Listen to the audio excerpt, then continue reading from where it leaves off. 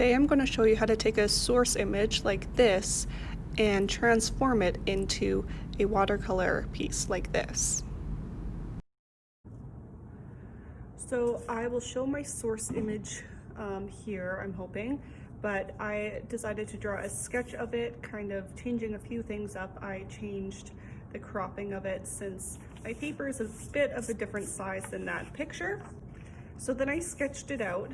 I have the cabin, I have the trees here, and after that I used a 4B pencil or whatever pencil you have. 4B is just softer, and I colored over those parts that I know have my sketch marks on the back. And now I am going to put it face down and make sure that it's exactly over my paper here that I've already taped down. I'm just going to tape the upper corners. This is to help it not move, but yet I can still flip it up and see that it's transferring okay. So there you have it. And then I'm going to take a sharper pencil and I'm going to go over all these lines again.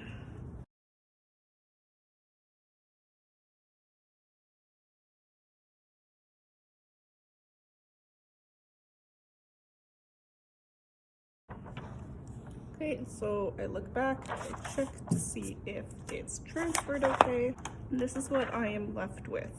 Okay, so I'm going to wet down the background here with this bigger brush. And this is going to be my sky. Now I'm trying to make sure that I only put water where the sky is going to be. And I'm going to get some of my blue.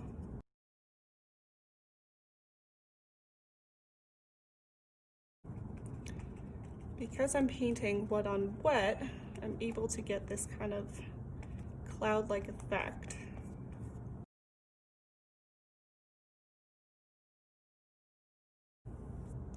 I want to paint very lightly with the sky. I can always come back in if I need to.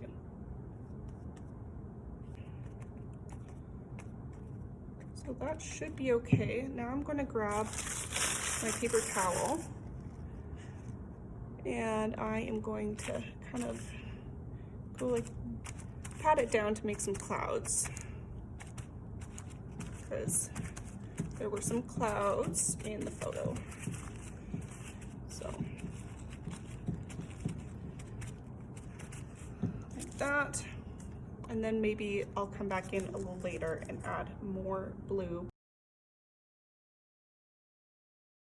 That's a little bit darker than I want, so I'm going to pat it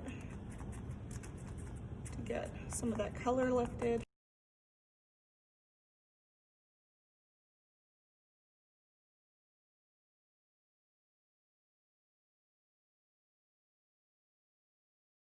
Now with my bigger brush again, I'm going to start on kind of this foreground, the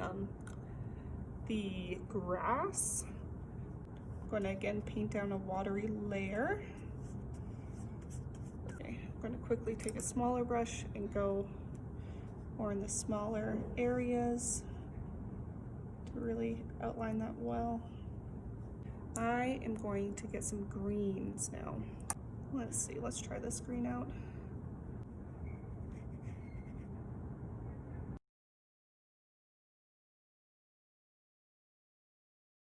Okay, there's a little bit more brown over here. So I'm just going to kind of blend that in a bit.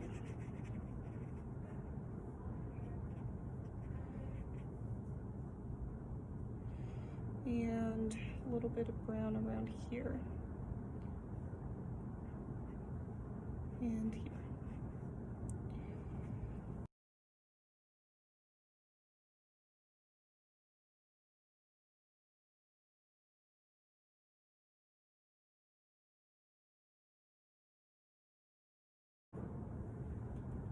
Okay, so next I think I am going to paint just the trunks of the trees.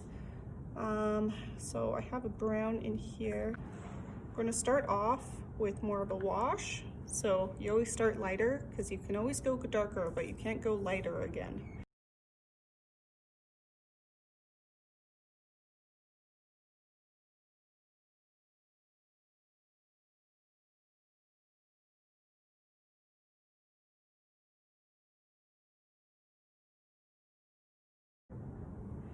Okay, now to start on the house. This top of the house is a lighter color than the bottom here, so I'm going to first, again, wet that area down. With acrylics, if you make a mistake, you can usually go over it. But with watercolors, it's a bit more difficult, so that's why you have to be careful about where you're painting and with what colors. That's why we always start lighter before we go darker. It's easier to paint on top of a lighter color than it is a darker color.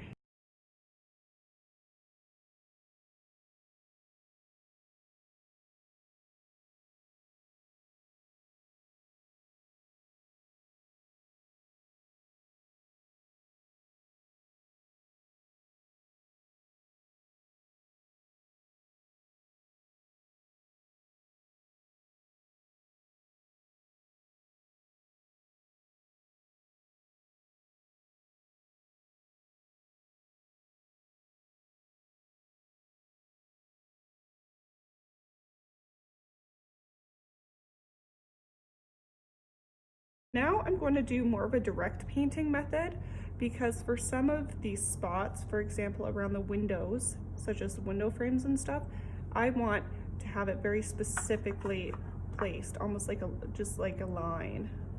So I'm not going to wet down the paper. I'm going to make sure it's all dry around.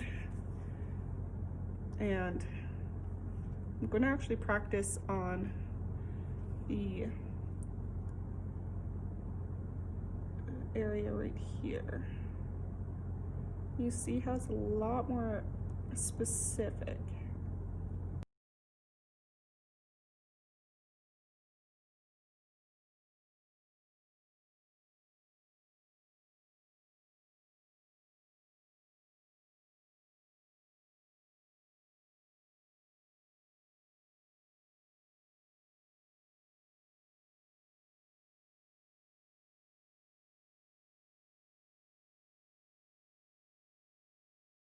And now I want to get more of a gray for like these tiles here. So I'm going to mix some black with water just to kind of gray it down. It grays down because it becomes a lot more see-through. So therefore, because the paper is white, it makes it more gray.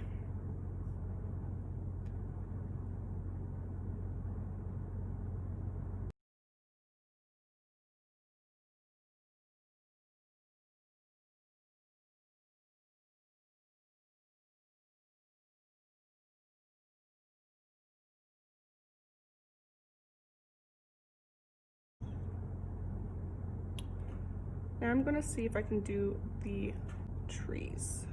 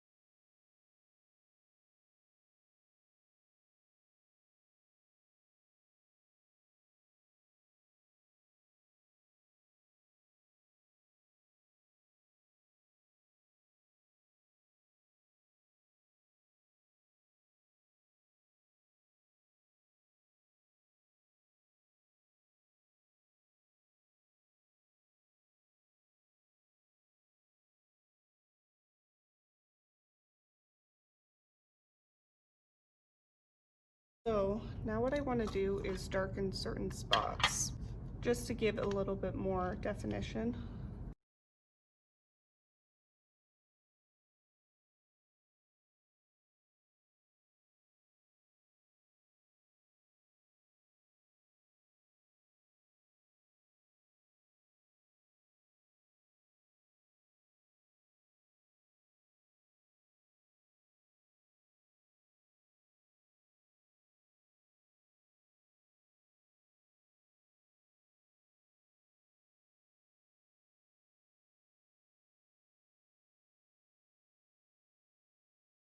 Okay, so we're getting towards the end of it. What I like to do is I like to use ink on it as well. I've done a little bit, as you can see, but it's very light. It's very fine tipped ink pen, but I really like these. These are more of a brush style, and there's some different shades of gray. So I tend to start lighter and then go darker, just like you would do with the paint. But there's kind of some different shades, so I like to figure out what shade I want to use. Just helps to define things a little bit more.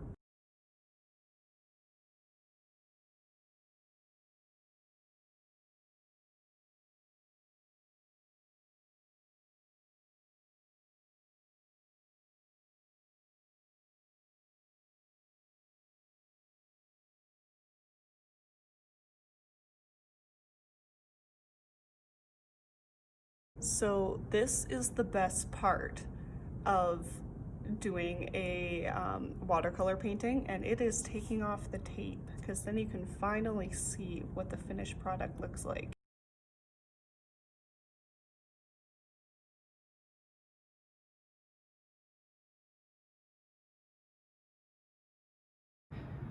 Okay, what do we think? Don't worry, I didn't actually pin it into the paper.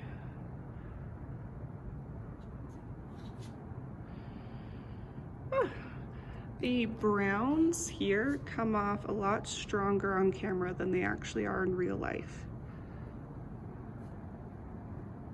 Other than that though, I think it looks good.